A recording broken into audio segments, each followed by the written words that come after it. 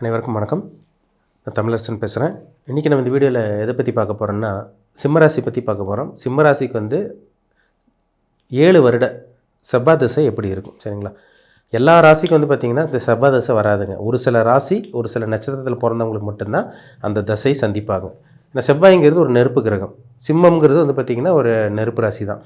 ஏன்னா காலச்சக்கரத்துக்கு 5ஆம் வீடு 5ஆம் ராசி சிம்மராசி. அதில் 3 நட்சத்திரம் வரும்: மகம், பூரம், உத்திரம். இந்த 3 நட்சத்திரமும் உள்ளடக்கிய ராசி தான் சிம்மராசி. இந்த நட்சத்திரத்தில் பார்த்திங்கன்னா சிம்மராசிங்கிறது பார்த்திங்கன்னா ஒரு நல்ல ஒரு ராசி தாங்க, சரிங்களா? நிர்வாகத்திறமை இருக்கும், ஒரு பிடிவாதம், ஒரு அகங்காரம், வைராகியம் மிக்கவங்களாக இருப்பாங்க. அதே மாதிரி என்ன தான் கோபம், பிடிவாதம் அந்த பக்கம் ஒரு பக்கம் இருந்தால் கூட நல்ல இறக்க குணமாக, அதே மாதிரி அடுத்தவங்க மேலே அன்பு பாசம் வைக்கிறவங்களாம் இருப்பாங்க சிம்மராசிக்காரங்க. கட் அண்ட் ரைட்டாக இருப்பாங்க, கரெக்டாக நடந்துக்குவாங்க. அதில் 3 நட்சத்திரம் வருது. அதுலேயும் ஒரு சில நட்சத்திரத்துக்கு உண்டான கேரக்டர் மாறுபடும். மக நட்சத்திரக்காரங்க ஆன்மீகவாதியாக, இறைபக்தி உள்ளவங்களா, நல்ல ஒரு ஞானம் மிக்கவங்களா, ஒரு நல்ல ஒரு சிந்தனை கொண்டவங்களா, நல்லா ஆழ்ந்து சிந்திக்கக்கூடியவர்களா, நல்ல ஒரு ஒரு சாமி நம்பிக்கை இருக்கவங்களா, ஒரு இறை நம்பிக்கையில் இருக்கவங்களா தான் இருப்பாங்க மக நட்சத்திரக்காரங்க. அதேமாதிரி பார்த்திங்கன்னா பூர நட்சத்திரக்காரங்க உங்களுக்கு ஒரு ஜாலியான கேரக்டராக இருப்பாங்க, சிரித்த முகமாக இருப்பாங்க, நல்லா சொகுசாக வாழ்க்கை அனுபவிக்கணும்னு நினைப்பாங்க, நல்லா உல்லாசமாக இருக்குன்னு நினைப்பாங்க, நல்லா நீட்டாக இருப்பாங்க, நல்ல ஒரு கலகலன்னு இருப்பாங்க. இவங்களை பார்த்தாலே அடுத்தவங்க பிடிச்சிரும் பூர நட்சத்திரக்காரங்களுக்கு. உத்திர நட்சத்திரங்கிறது பார்த்திங்கன்னா அது உங்களுக்கு சூரியனோட நட்சத்திரம் தான். உத்திர நட்சத்திரம் பார்த்திங்கன்னா அவங்களுக்கு நிர்வாகத்திறமை இருக்கும், உங்களுக்கு பிடிவாதம் இருக்கும், கோவக்காரங்களாக இருப்பாங்க, நல்ல ஒரு கட் அண்ட் ரைட்டாக நடக்கக்கூடியவங்களாக இருப்பாங்க, அடுத்தவங்களுக்கு இல்லாதவங்களுக்கு கொடுத்து உதவி செய்வாங்க. அந்த நல்ல மனசு, நல்ல குணம் இருக்கும். ஆனால் தான் சொல்கிறதான் கரெக்ட் அப்படிங்கிற மாதிரி, நமக்கு சொல்கிறதான் கரெக்டு, நம்ம சொல்கிறத அடுத்தவங்க கேட்கணும் அப்படின்னு நினைக்கிறவங்களாக தான் இருப்பாங்க இந்த உத்திராட நட்சத்திரக்காரங்க. பிடிவாதம்லாம் கொஞ்சம் அதிகமாகவே இருக்கும், வைராகியம் மிக்கவங்களாகவும் இருப்பாங்க. இந்த மாதிரி நட்சத்திரத்துக்கும் நிறைய குணம் இருக்குது. ஆனால் இதில் செவ்வாய் திசை நீங்கள் சந்திச்சே தீரணும். இந்த 3 நட்சத்திரக்காரங்களும் ஒரு நல்ல ஒரு தீர்க்கமான ஆயுள், நல்ல ஒரு உடல்நிலையோட, நல்ல ஒரு ஆரோக்கியத்தோடு நல்லா இருந்து, உங்கள் ஜாதகத்தில் நல்ல ஆயுள் ஸ்தானம் நல்லா இருந்து, லக்னாதிபதி எல்லாம் நல்லா இருந்துச்சுன்னா நல்ல ஒரு நீண்ட ஆயுளோடு இருப்பீங்கன்னு அர்த்தம். அப்போ உங்களுக்கு மக நட்சத்திரம், பூர நட்சத்திரம், உத்திர நட்சத்திரத்துக்கு கண்டிப்பாக உங்களுக்கு செவ்வாய் திசை வரும். மக நட்சத்திரத்துக்கு பிறக்கும் போதே கேது திசை, 2வது உங்களுக்கு சுக்கிர திசை நடக்கும். அதை பார்த்திங்கன்னா உங்களுக்கு கேது திசை முடிஞ்சு உங்களுக்கு சுக்கிர திசை 2வதாக முடிஞ்சு, சூரிய திசை பார்த்திங்கன்னா 3வது நடந்து, 4வது உங்களுக்கு பார்த்திங்கன்னா சந்திர திசை. அதை பார்த்திங்கன்னா உங்களுக்கு மக நட்சத்திரத்தில் பிறந்தவங்களுக்கு கண்டிப்பாக அந்த செவ்வாய் திசையை சந்திச்சே ஆகணும். அதாவது கேது திசை, சுக்கிர திசை, சூரிய திசை, சந்திர திசை, செவ்வாய் திசை, 5வது செவ்வாய் திசை வருது. பூர நட்சத்திரக்காரங்களுக்கு பிறக்கும் போதே சுக்கிர திசை, 2வது பார்த்திங்கன்னா உங்களுக்கு சூரிய திசை, 3வது சந்திர திசை, 4வது உங்களுக்கு செவ்வாய் திசை வந்துடும். உத்திர நட்சத்திரக்காரங்களுக்கு பிறக்கும் போதே சூரிய திசை, 2வது சந்திர திசை, 3வது பார்த்திங்கன்னா செவ்வாய் திசை வரும், சரிங்களா? அப்போ இந்த வயதுக்கு தகுந்த மாதிரி, நட்சத்திரத்துக்கு தகுந்த மாதிரி, நட்சத்திர பாதத்தில் பிறந்தீங்களோ அதுக்கு தகுந்த மாதிரி கூடுதல் குறைவாக அந்த திசையை நீங்கள் சந்திச்சே தீரணும், செவ்வாய் திசையை, சரிங்களா? செவ்வாய் திசை பார்த்திங்கன்னா ஒரு சில பேர்த்துக்கெல்லாம் ரொம்பவே மோஸ்ட்டாக இருக்குங்க. செவ்வாய் திசை வந்தோடனே உங்களுக்கு ஆக்சிடென்ட் ஆகுறது, விபத்தை சந்திக்கிறது, அறுவை சிகிச்சை, எப்போ பார்த்தாலும் ஹாஸ்பிட்டல் செலவு, அது இது மருத்துவ செலவுலாம் வரும். இது 12ஆம் இடத்துலேயும் இந்த 8ஆம் இடத்துல செவ்வாய் சம்மந்தப்பட்டிருக்கவங்கள பார்க்க முடியுது, சரிங்களா? அதனால் 8, 12ஆம் இடத்துல செவ்வாய் இல்லாமல் இருக்கிறது நல்லது. தனிச்சு இருந்துச்சுன்னா சில பிரச்சனைகளும், சில கண்டங்களையும், விபத்தையும், சில அறுவை சிகிச்சை, ஆப்ரேஷன் செலவு, மருத்துவ செலவு, உடல் ஆரோக்கியத்தில் பிரச்சனை, இந்த மாதிரி விஷயங்கள்லாம் அந்த செவ்வாய் திசையில் கொடுக்க தான் செய்யுது. ஒரு சில பேருக்கு செவ்வாய் திசை வந்தோடனே வீடு கட்ட ஆரம்பிச்சிருவாங்க, நிலம் வாங்கிடுவாங்க. ஏன்னா பூமி யோகம், பூமிக்காரகன் செவ்வாய். ஒரு முறை மனுஷன் பூமியில் பார்த்திங்கன்னா நிலம் வாங்குறாங்க, சொத்து வாங்குறாங்க, இடத்த வாங்கி போடுறாங்கன்னா அதுக்கு செவ்வாயோட தயவு கண்டிப்பாக தேவை. அப்போ ஜாதகத்தில் செவ்வாய் நல்லா இருந்தால் தாங்க அவங்க பூமி வாங்க முடியும். ஏன்னா பூமிக்காரகனே செவ்வாய் தான், அதனால தான் அது பூமிக்காரகன்னு சொல்லப்பட்டிருக்கு. பூமி கிரகம் இந்த செவ்வாயோட அந்த அமைப்பு நல்லா இருந்துச்சுன்னா கண்டிப்பாக நிலத்தை வாங்கி அதுக்கப்புறம் வீடு கட்டி நல்லா சொகுசான ஒரு வாழ்க்கை அந்த 7 வருஷத்தில் கண்டிப்பாக அவங்க வாழ்ந்துருவாங்க. அதில் மாற்றமே கிடையாது. ஒரு சில பேர் பாருங்கள், லக்னத்திலே செவ்வாய் இருக்கும், பிடிவாதக்காரங்களாக இருப்பாங்க, பயங்கர கோவக்காரங்களா, பிடிவாதக்காரங்களா, கட் அண்ட் ரைட்டாக, ஸ்ட்ரைட் ஃபார்வர்டாக, மறைமுகமாக இல்லாமல் ஒரு வெட்டு துண்டு நின்று ஸ்ட்ரைட் ஃபார்வர்டாக இருப்பாங்க. மறைமுகமே அவங்களுக்கு இருக்காது. எதாக இருந்தாலும் டக்குன்னு பேசிடுவாங்க. பேசினதுக்கப்புறம் அவசரப்பட்டு ஆத்திரப்பட்டு பண்ணதுக்கப்புறம் அதுக்கப்புறம் ஃபீல் பண்ணுவாங்க, ஐயோ நம்ம இப்படி பண்ணிட்டோமேனு. அதுதான் அந்த செவ்வாய்ங்கிறது ஒரு வேகக்காரகன். வேகத்துக்கு உண்டான கிரகமே செவ்வாய் தான். பண்ணதுக்கப்புறம் ஃபீல் பண்ணுவாங்க, அதுதான் அந்த செவ்வாய்.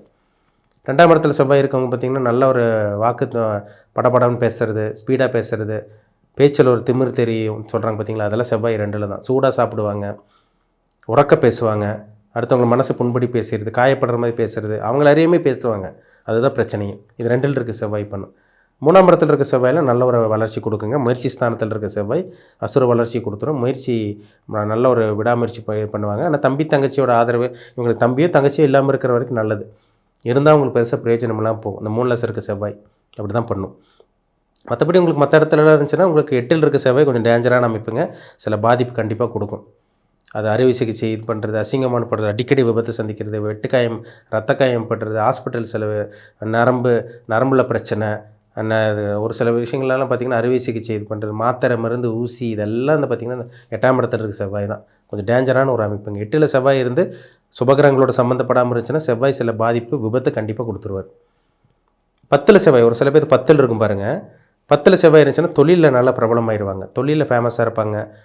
காவல்துறையில் இருக்கவங்க, யூனிஃபார்ம் சர்வீஸ் பண்ணிகிட்டு இருக்கவங்க, ரியல் எஸ்டேட் பண்ணிகிட்டு இருக்கவங்க, பூமி சார்ந்த துறையில் இருக்கவங்க, அதேமாதிரி வந்து பார்த்திங்கன்னா உங்களுக்கு டாக்டராக இருக்கவங்க, இதெல்லாம் பாருங்கள். அவங்களாம் இப்போ உயர் அதிகாரிகளாக இருக்காங்க பார்த்திங்கன்னா போலீஸ்லலாம், அதெல்லாம் பாருங்கள் 10ல் இருக்க செவ்வாய் தான் நல்ல ஒரு பொசிஷன் கொடுத்துரும், அந்தஸ்து கொடுத்துரும், கௌரவத்தை கொடுக்கும்.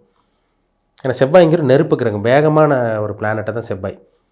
11ல் செவ்வாய் இருந்தால் அது ஒரு நல்ல ஒரு வளர்ச்சி, ஒரு அசுர வளர்ச்சி, அபாரமான வளர்ச்சி, மூத்த சகோதரியான ஆதாயம், இந்த மாதிரி விஷயங்களை கொடுக்கும். 12ல் செவ்வாய் இருந்தால் தூக்கத்துக்கு எடுக்கும். கண்டிப்பாக உங்களுக்கு 12ல் செவ்வாய் இருந்தால் வீண் விரயம், வெட்டி செலவு, தண்ட செலவு, தேவையில்லாத விரயங்கள் அதெல்லாம் 12ல் செவ்வாய் இருந்து தசை நடச்சுன்னா கண்டிப்பாக கொடுத்துரும். சுபகிரகங்களோடு இருந்தால் அவர் நல்லவர், பாவகிரகத்தோடு சேர்ந்தால் அவர் மேலும் கெட்டவராக மாறிடுவார். ஏன்னா செவ்வாய்ங்கிறது முக்கா பாபர்னு சொல்லுவாங்க. அதாவது கால்வாசி சுபர், முக்கா பாபர். 75% அவர் கெட்டவர், 25% தான் அவர் நல்லவர். அதுதாங்க விஷயமே. சரிங்களா? செவ்வாய் வந்து பார்த்திங்கன்னா ஒரு சில பேர்த்துக்கெல்லாம் இந்த 5ஆம் இடத்துலலாம் இருக்கும். 5ஆம் இடத்துலலாம் சம்மந்தப்பட்டுச்சுன்னா இந்த அபார்ஷன் பண்ணுறது, அந்த மாதிரி பார்த்திங்கன்னா டக்குன்னு கோவம் வரும். ஏன்னா எண்ணம் புத்தி சிந்தனை குறிக்கிறது, நம்ம மைண்டு குறிக்கிற இடமே 5ஆம் இடம் தான். 5ல் செவ்வாய் இருக்கவங்க பாருங்கள் வேகமாக கோவம் வரும். லக்னத்தில் செவ்வாய் இருந்தால் அதே மாதிரி பிரச்சனை தான். சில விஷயங்கள்லாம் செவ்வாய் வேகத்தை கொடுப்பார். சரிங்களா? 7ல் செவ்வாய் இருக்கவங்களுக்கு செவ்வாய் தோஷம்னு சொல்லுவாங்க. 7ல் செவ்வாய் இருந்தால் நல்ல ஒரு தாம்பத்திய வாழ்க்கை கிடைக்கும். கரெக்டாக அதுக்கு தகுந்த மாதிரி மேட்ச் பண்ணிட்டோன்னா அவங்க வாழ்க்கை வந்து பெருசாக பாதிக்காது. ஆனால் செவ்வாய் தசை வருதான்னு பார்க்கணும், அதான் முக்கியம். சரிங்களா? பொதுவாக 7, 8 செவ்வாய் இருந்தால், அதாவது 2, 4, 7, 8, 12 செவ்வாய் இருந்தால் செவ்வாய் தோஷம்னு சொல்லப்பட்டிருக்கு. அது எப்படி இருந்துச்சுன்னா அவங்க உடம்பு வந்து பார்த்திங்கன்னா உஷ்ணமாக இருக்கும், அவங்களோட பாடி வந்து பார்த்திங்கன்னா ஹீட்டாக இருக்கும். அதனால் அந்த மாதிரி ஹீட்டாக இருக்கவங்களுக்கு அந்த ஹீட் பாடி இருக்கவங்க சேர்த்தா தான் நல்ல ஒரு இல்லற வாழ்க்கை, தாம்பத்திய வாழ்க்கை செட் ஆகும்னு சொல்லப்பட்டிருக்கு. மற்றபடி உயிர் போகிறது, பிரச்சனை, பிரிஞ்சு போகிறது, இதுக்கு செவ்வாய்க்கு சம்மந்தமே கிடையாது. சரிங்களா? அதனால் செவ்வாய் வந்து முக்கியமான பிளானட். சரிங்களா? அவர் இருக்கிற இடத்த வந்து பார்த்திங்கன்னா வேகப்படுத்துவார், உஷ்ணத்தை தூண்ட வைப்பார். இப்போ எந்த உறுப்பில் செவ்வாய் இருக்கிறோ, மேஷத்திலிருந்து மீனம் வரைக்கும் அல்லது லக்னத்திலிருந்து 12ஆம் வீடு வரைக்கும் எந்த இடத்துல செவ்வாய் இருக்கோ அந்த இடத்துல வந்து பார்த்திங்கன்னா அந்த உடல் உறுப்பு வந்து வேகத்தை தூண்டுவார், வேகமாக செயல்படும். அதான் செவ்வாயோட அந்த அமைப்பு. அதனால தான் நாக்கில் 2ல் செவ்வாய் இருந்தால் பாருங்கள் இப்போ டப்புன்னு பேசுவாங்க. லக்னத்தில் செவ்வாய் தான் ஆளே ஒரு மாதிரி பேசுவாங்க, ஆளே அப்படியே மண்டை ஹீட் ஏறும், அவங்களுக்கு டென்ஷன் பார்ட்டியாக இருப்பாங்க, பிடிவாதக்காரனா கோவக்காரனா முரடனாக இருப்பாங்க. இதே தனிச்ச செவ்வாய் தான். கூட வந்து உங்களுக்கு குருவோ சுக்கிரனோ இருந்தால் அப்படியே பலன் மாறிடும். சரிங்களா? அதனால் 8ஆம் இடத்துல இருக்க செவ்வாயும் 12ஆம் இடத்துல இருக்க செவ்வாயும் சில பாதிப்பு கொடுக்கும். 6ஆம் இடத்துலலாம் செவ்வாய் இருக்கிறது ரொம்ப நல்லது. 6ல் செவ்வாய் இருந்தால் எதிரியை வீழ்த்தக்கூடிய அமைப்பு, எதிரியை ஜெயிக்கக்கூடிய அமைப்பு, கடன் அழியக்கூடிய அமைப்பு, இதெல்லாமே இந்த செவ்வாய் தசையில் நடக்கும். அப்போ செவ்வாய் தசை வருதான்னு பாருங்கள், ரொம்ப முக்கியங்க. ஏன்னா செவ்வாய் வந்து இந்த மேஷ லக்னக்காரங்களுக்கு ரொம்ப நல்லாயிருக்கும், விருச்சிக லக்னக்காரங்களுக்கு நல்லாவே இருக்கும், உங்களுக்கு கடக லக்னம் சிம்ம லக்னக்காரங்களுக்கு செவ்வாய் நல்லாயிருக்கும், தனுசு லக்னம் மீன லக்னக்காரங்களுக்கு செவ்வாய் தசை வந்துச்சுன்னா ஒரு அற்புதமான ஒரு அமைப்பு கொடுத்துரும். கண்டிப்பாக எந்த லக்னக்காரங்களுக்கு வரக்கூடாதுன்னு பார்த்தீங்கன்னா, கண்டிப்பாக அதாவது பார்த்திங்கன்னா கன்னி லக்னக்காரங்களுக்கும் மிதுன லக்னக்காரங்களுக்கும் செவ்வாய் தசை வந்ததுன்னா வாழ்க்கையில் ஒரு கேள்விக்குறியாக இருக்கும். அவங்களுக்கு நல்லா இருந்தோம், திடீர்னு வந்து டவுன் ஆகிட்டோம், என்னடா வாழ்க்கை அப்படிங்கிற மாதிரி சிந்திக்க வைக்கிறது எல்லாமே அந்த தசையில் தான். ஏன்னா 6ஆம் இடத்துக்கு அதிபதியாக வருவார் மிதுன லக்னத்துக்கு, கன்னி லக்னத்துக்கு 8ஆம் அதிபதியாக வருவார். அசிங்கம், அவமானம், விபத்து, கண்டம், துக்கம், துயரம், சோகம், பிரச்சனைகள், வீண் வம்பு வழக்கு, கடன் பிரச்சனை, விபத்து சந்திக்கிறது, அறுவை சிகிச்சை, இந்த மாதிரி விஷயங்கள், கெட்ட பெயர், சகோதரன் இழப்பு, சகோதரனால் பிரச்சனை, ரத்த உறவினர்களால் பிரச்சனை, ரத்த பந்தங்களோட பகை, விரோதம் எல்லாமே இந்த செவ்வாய் தசையில் கொடுக்கும். மிதுன லக்னத்துக்கு கன்னி லக்னத்துக்கு செவ்வாய் தசை வந்தாலே டேஞ்சர் தான். சரிங்களா? அதனால் அந்த லக்னத்தில் பிறந்திருக்கீங்களா செக் பண்ணுங்கள். உங்கள் மற்ற லக்னத்துனா கூட உங்களால் ஈஸியாக தப்பிச்சிக்க முடியும். சரிங்களா? கன்னி மிதுன லக்னக்காரங்களுக்கு தான் செவ்வாய் தசை வந்தால் கொஞ்சம் கெட்டான ஒரு சூழ்நிலை கண்டிப்பாக கொடுக்கும். செவ்வாய் தசை வந்து பார்த்திங்கன்னா உங்களுக்கு 7 வருடம், அந்த 7 வருடம் ஒரு குறுகிய காலகட்டத்தில் மிகப்பெரிய செல்வந்தராக, மிகப்பெரிய கோடீஸ்வரனா, ஒரு நல்ல ஒரு பொசிஷனில் வந்தவங்க நிறைய பேர் இருக்காங்க. அதுக்கு அந்த தசை வரணும், வயசு அந்த வயதுக்கு கரெக்டாக அந்த இது வரணும். சரிங்களா? இப்போ சின்ன வயசில் ஒரு சில பேர்த்துக்கு ராசி நட்சத்திரக்காரங்களுக்கு வரும், அது செவ்வாய் தசை வந்து பிரயோஜனம் கிடையாது. இந்த செவ்வாய் தசை கரெக்டான ஏஜில் வந்துச்சுன்னா கரெக்டாக பாருங்கள் பாடி மெயின்டைன் பண்ணுவாங்க, ஜிம்முக்கு போகிறது, அதேமாதிரி வந்து பார்த்திங்கன்னா பாடி கட்டுடல் ஃபிட்டாக வச்சுக்கிறது, உடம்பு ஃபிட்டாக வச்சுக்கிறதெல்லாம் பார்த்திங்கன்னா இந்த செவ்வாய் திசையில் தான். செவ்வாய் சனியோடைய ராகுடைய காம்பினேஷன் வந்து உங்களுக்கு 8, 12ஆம் இடத்துல இருந்துச்சுன்னா ஹாஸ்பிட்டல் செலவு, மருத்துவ செலவு, ரத்தம் விரயமாகிறது, அடிக்கடி பிளட்டு வெளியே போகிறது, ஒரு வெட்டுக்காயம், ரத்த காயம் இது பண்ணுறது எல்லாம் பாவகிரகங்களோட சேர்ந்து செவ்வாய் கொடுத்துரும். சரிங்களா? அதனால் செவ்வாய் தசை எப்படி இருக்குது, நல்ல கிரகம் சேர்ந்துருக்கா, கெட்ட கிரகங்களோட சேர்ந்துருக்காரா, நல்ல கிரகத்தோட காம்பினேஷன் இருக்கா, கெட்ட கிரகங்களோட சேர்ந்துருக்காருன்னு உங்கள் பிறப்பு ஜாதம் தனிப்பட்ட ஜாதத்தை பார்த்து நீங்கள் தெரிஞ்சுக்கிறது ரொம்ப நல்லது. சரிங்களா? ஏன்னா செவ்வாய்ங்கிறது முக்கியமான கிரகம், பூமிக்காரகன், சொத்து வாங்குறதுக்கு உண்டான அமைப்பு, நிலம் வாங்குறதுக்கு உண்டான அமைப்பு, வீடு கட்டுறதுக்கு உண்டான அமைப்பு எல்லாமே இந்த செவ்வாயோட தயவு இருந்தால் மட்டுமே தான் ஒருத்தருக்கு நீடித்த அந்த வந்து பார்த்திங்கன்னா நீடித்த நல்ல ஒரு பூமி யோகமும் மண்மனை பூமி யோகமும் நிச்சயமாக அமையுங்கிறதுல மாற்றமே கிடையாது.